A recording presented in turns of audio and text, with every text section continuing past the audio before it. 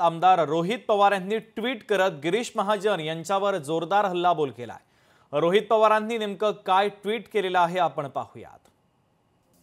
गिरीश महाजन साहेब, बाबांच्या खांद्यावर कडेवर खेळायला नशीब लागतं। आम्ही नशीबवान आहोत, आम्हाला पवार साहेबांसारखे आजोबा लाभले। बाकी तुमच्या 10 खात्यांच्या मंत्र्याला 2019 मध्ये 40,000 लोळवलं होतं। यावेळेस पण तोच डाव होता, पण तुम्ही वोट चोरी केली। तुम्हाला आणि मुख्यमंत्र्यांना तुमच्या सभेत विकासावर बोलण्यापेक्षा माझ्यावर टीका करावी लागते।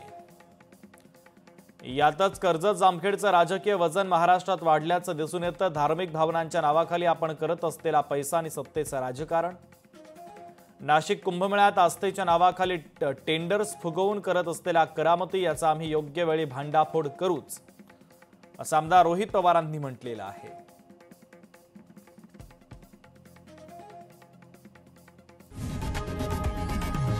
लोकशाही मराठी ऐका, पहा, जागरूक रहा।